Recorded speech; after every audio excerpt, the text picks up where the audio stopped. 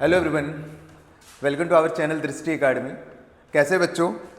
बहुत सारे बच्चों ने क्लास 10th के लाइव प्रोसेस का मैंने एक वीडियो बनाया था जिसमें आप लोगों को बताए थे कि भाई आपके जो 10th के बोर्ड है, 10th के बोर्ड में जो साइंस सब्जेक्ट है इसमें सबसे ज़्यादा वेटेज अगर किसी पार्ट का है वो है बायोलॉजी का।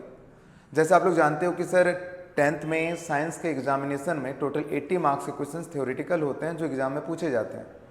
इन 30 मार्क्स में 30 मार्क्स का जो वेटेज होता है वो बायोलॉजी का होता है, 25 मार्क्स का जो वेटेज होता है वो केमिस्ट्री का होता है एंड 25 जो मार्क्स हैं वो फिजिक्स का होता है। तो सर इन तीनों के कंपैरिजन में बायो का जो वेटेज है साइंस के पोर्शन में बहुत ज़्यादा होता है, 30 मार्क्स का होता है।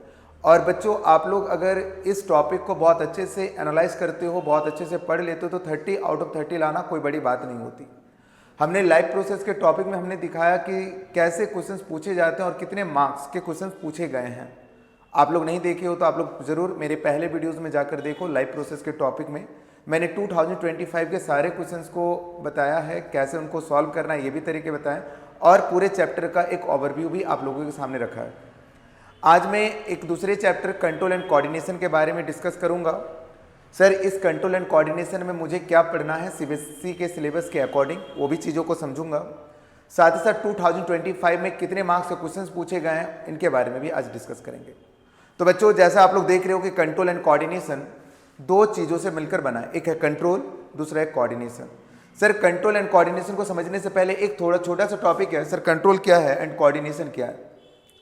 तो देखो जब मान लेते हैं कि अगर आप लोगों को टेस्टी फूड देखने को मिलता है, बहुत सारे बच्चे होंगे जिनका अपना एक फेवरेट फूड होगा, तो जब आप अपना फेवरेट फूड अपने सामने देखते हो तो क्या होता है सर?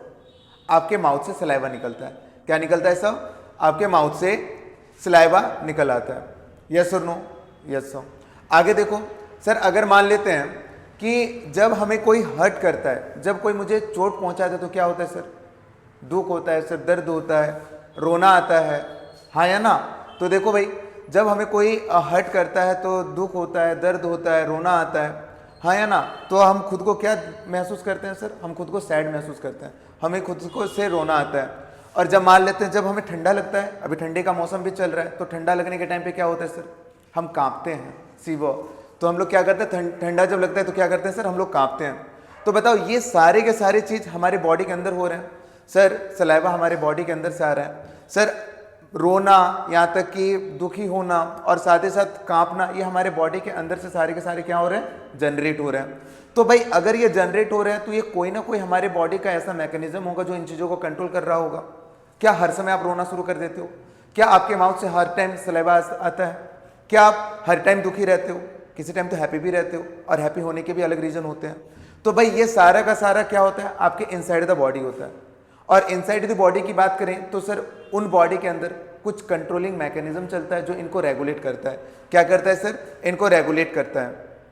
तो भाई कह रहा है कि what is controlling emotion inside our body. हमारे बॉडी के जो इमोशंस होते हैं वो कौन कंट्रोल करता है, कैसे होता है सो? तो भाई आगे देखो सर, इनको रेगुलेटिंग कौन करता है? आप लोग जानते हो कि सेल का जो ब्रेन होता है वो न्यूक्लियस होता है। उसी तरीके से कोई भी ऑर्गेनिज्म जो है, उन ऑर्गेनिज्म का जो ब्रेन होता है वो ब्रेन ही इन सारी चीज़ों को रेगुलेट करता है। तो भाई अब हम लोग देखेंगे सर ये रेगुलेटिंग होता है तो होता कैसे है। तो आज के चैप्टर में हम लोग इन्हीं के बारे में डिस्कस करेंगे, कंट्रोल कैसे करना है और इनका कोऑर्डिनेशन कैसे होता है। थोड़ा चीज़ों को समझ लेते हैं आगे। सर कंट्रोल एंड कोऑर्डिनेशन में अगर हम बात करें, आप लोग जानते हो कि लाइफ जो होता है वो लिविंग ऑर्गेनिज्म से बना हुआ है, ठीक है। अब आप लोग जानते हो सर लिविंग ऑर्गेनिज्म किससे बना है? सेल से, है ना? तो सेल किससे बना है सर? सेल और ग्रुप ऑफ सेल क्या मिलकर बनाते हैं सर? सर वो टिश्यू बनाते हैं, और टिश्यू और ग्रुप ऑफ टिश्यू क्या बनाते हैं सर? वो ऑर्गन बनाते हैं। एंड ऑर्गन सिस्टम क्या बनाते हैं सर? एक कंप्लीट बॉडी को रेडी करते हैं।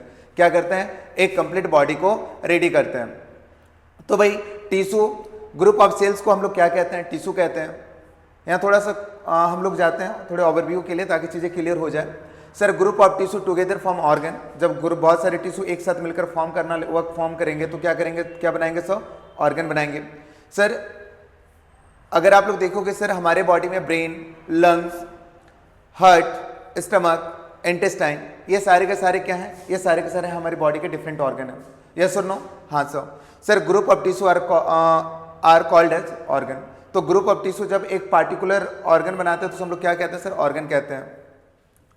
आगे देखो sir group of organs working together are called as organ system. जब बहुत सारे ग्रुप ऑफ ऑर्गन एक साथ काम करेंगे तो हम लोग ऑर्गन सिस्टम कह रहे हैं। जैसे यहाँ पे इसको दिखाया गया डाइजेस्टिव सिस्टम, ठीक है, आपने डाइजेस्टिव सिस्टम को देखा।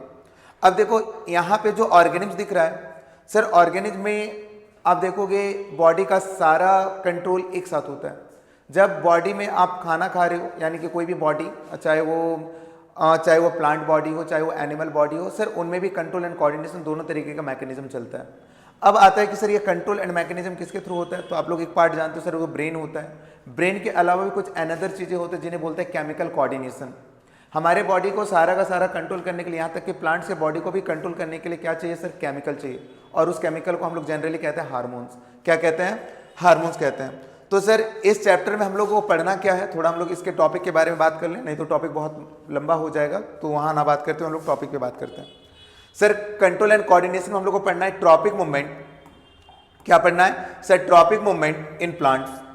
सर प्लांट्स में जो मूवमेंट हो रहा है, ट्रॉपिक मूवमेंट बोले तो आपने देखा होगा कि प्लांट्स में रूट सिस्टम होता है, एक शूट सिस्टम होता है। रूट सिस्टम कहाँ जा रहा है सर, सर रूट सिस्टम नीचे की ओर, यानी कि ग्रेविटी की ओर। सर वो क्या करता है, मूव करता है, ग्रो करता है, ताकि उसे वाटर मिले। वाटर मिले तो इसको हम लोग क्या बोलेंगे सर, हाइड्रोट्रोपिज्म। अगर यहाँ पे देखें सर ग्रेविटी की ओर जा रहे हैं तो बोलेंगे जियोट्रोपिज्म। फिर आपने देखा होगा कि कई सारे एक्सपेरिमेंट चलते हैं कि एक विंडो है, विंडो के सामने प्लांट को रख देते हैं तो प्लांट लाइट की ओर ऑटोमेटिकली क्या होता है, कुछ दिन के बाद उसके जो स्टेम्स होते हैं उधर मूव कर जाते हैं। तो दैट मीन्स फोटोट्रॉपिज्म, यानी कि लाइट की ओर प्लांट्स का मूवमेंट। तो यहाँ पे ट्रॉपिक मूवमेंट आप लोगों को प्लांट्स के देखने हैं, जो एग्जाम कई बार क्वेश्चंस पूछता है, एक्सपेरिमेंटल वाले क्वेश्चंस पूछते हैं। दूसरा आता है sir introduction of plant hormones. Sir plants में दो तरीके के हार्मोन्स होते हैं, एक बोलते हैं ग्रोथ डिपेंडेंट हार्मोन, एक होता है ग्रोथ इंडिपेंडेंट हार्मोन। तो सर ये ग्रोथ डिपेंडेंट हार्मोन क्या होता है, ग्रोथ इंडिपेंडेंट हार्मोन्स क्या होता है, इन सारे हार्मोन्स के बारे में जानना है। सर ऑक्सिन के बारे में जानना है, सर गिबरेलिन के बारे में जानना है, सर साइटोकाइनिन के बारे में जानना है, सर एब्सिसिक एसिड के बारे में जानना है कि इनका फंक्शन क्या है, इनका रोल क्या है, प्लांट इन हार्मोन्स का यूज कैसे करता है और कैसे ये अपने बॉडी के डिफरेंट पार्ट को कोऑर्डिनेट करता है, कंट्रोल करता है। अगला है control and coordination in animals. Sir animals में कंट्रोल एंड कोऑर्डिनेशन दोनों प्रोसेस चलता है। अच्छा बताओ, जैसे अभी हम बोल रहे हैं, मेरे बोलने का मूवमेंट, मेरे हैंड का मूवमेंट एक दूसरे को कंट्रोल कर रहे हैं ना, दैट मीन्स कि माउथ मेरा एक ऑर्गन है, हैंड मेरा एक ऑर्गन है, पर दोनों ऑर्गन क्या है, एक दूसरे के साथ कोऑर्डिनेट कर रहे हैं, हाँ या ना। तो आप देख रहे हो सर कोऑर्डिनेशन के साथ हमारा बॉडी एक साथ वर्क कर रहा है, तभी ताकि हम आपको पढ़ा पा रहे हैं, यस और नो। हाँ तो सर यहाँ पे हो रहा है कोऑर्डिनेशन।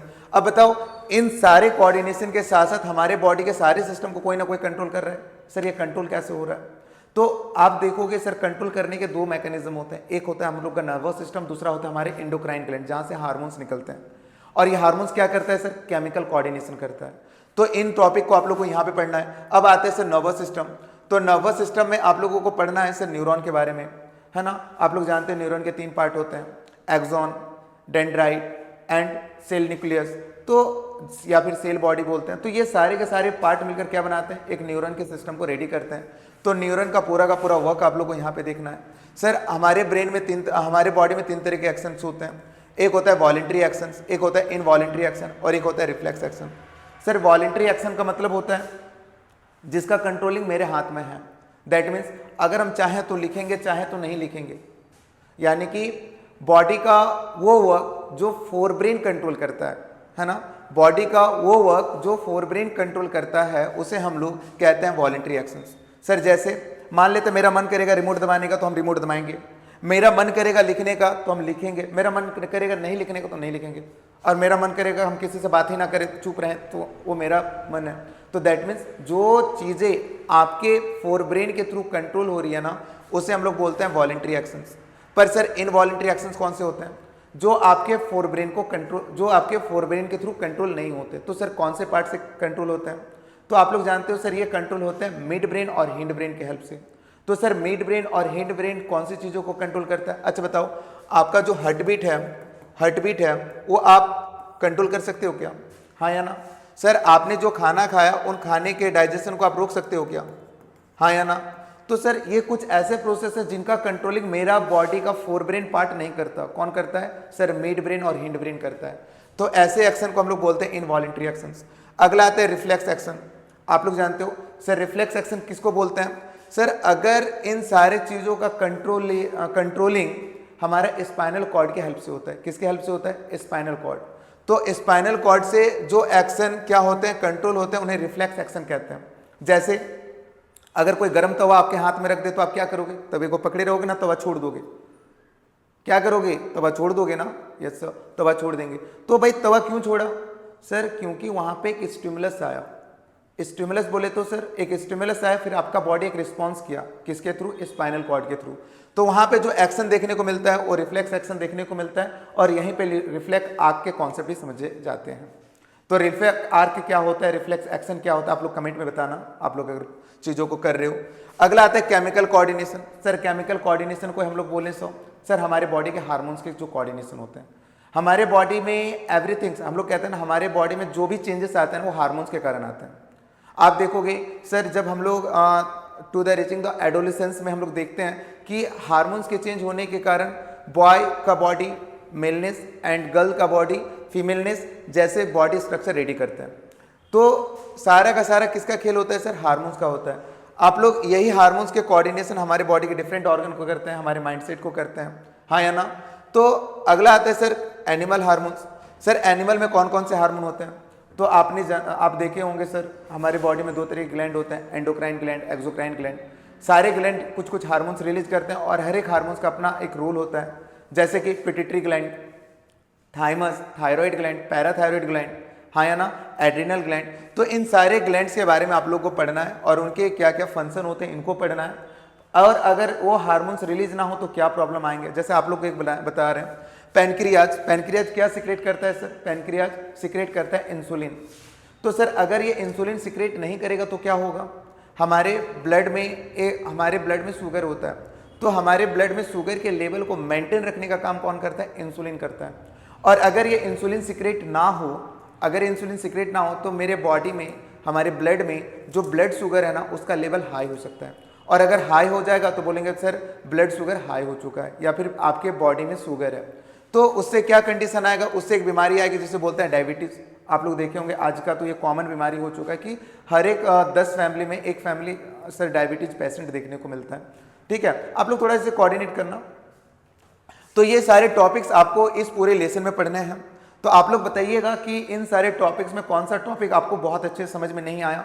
हम उम्मीद करेंगे कि आप लोग कमेंट करेंगे ताकि हम वो टॉपिक बहुत ही डिटेल वे में, एनिमेटेड वे में आप लोगों के सामने लेकर आएं ताकि चीज़ें आप लोगों को बहुत क्लियर हो।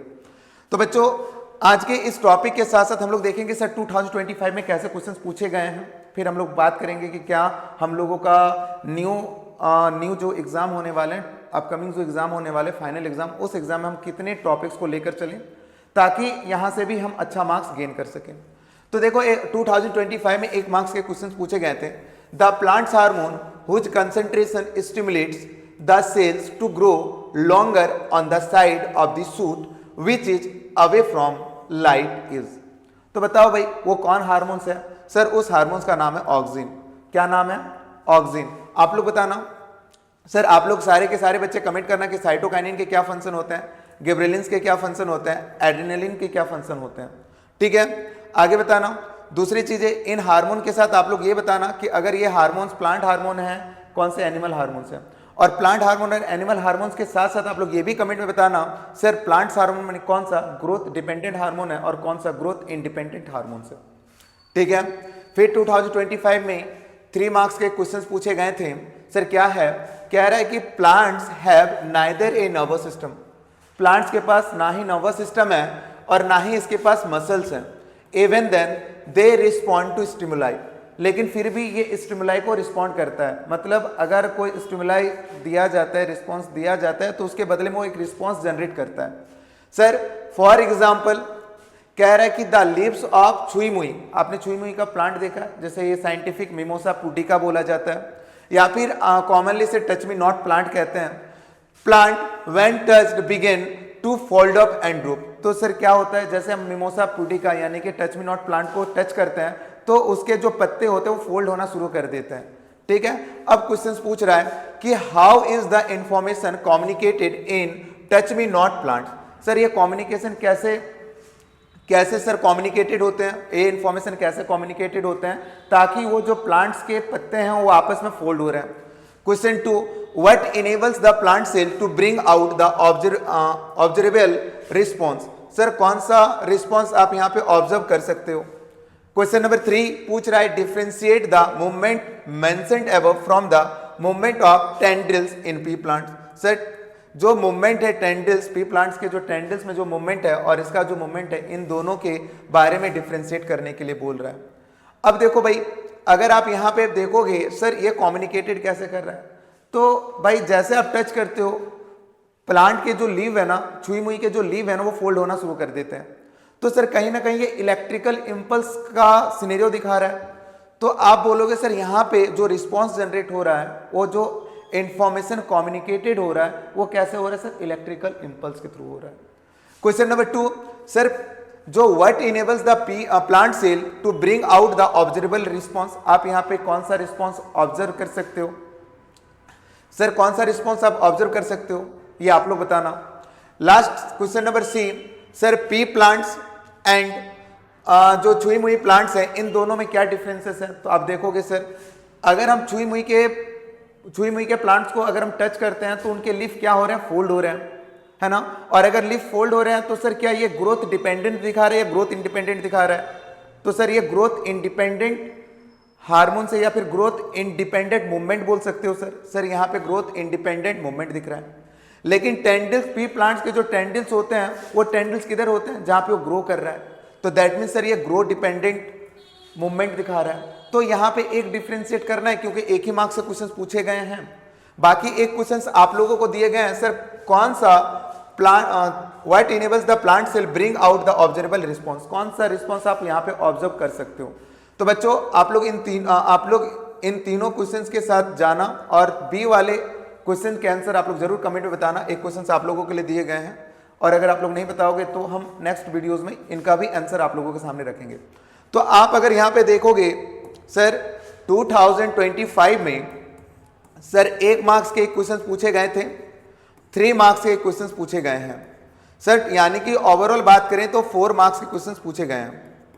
तो बच्चों अगर आप लोग बहुत अच्छे से इस चैप्टर की भी तैयारी कर लेते हो तो यकीन मानो 4 से 5 मार्क्स के क्वेश्चंस आपके इस चैप्टर से रहने वाले हैं। बाकी आप लोग कमेंट में बताना कि मैंने लाइव प्रोसेस में कितने मार्क्स के क्वेश्चंस आप लोगों से पूछे गए हैं और कितने पूछने के चांसेस हैं अपकमिंग बोर्ड एग्जाम में। तो सारे बच्चे जरूर कमेंट में बताना। साथ ही ये बताना कि कंट्रोल एंड कोऑर्डिनेशन में कौन सा टॉपिक आप लोगों को समझ में नहीं आया, ताकि नेक्स्ट वीडियोस हम उस टॉपिक को लेकर आए। मिलते हैं बच्चों, थैंक यू टू एवरीवन।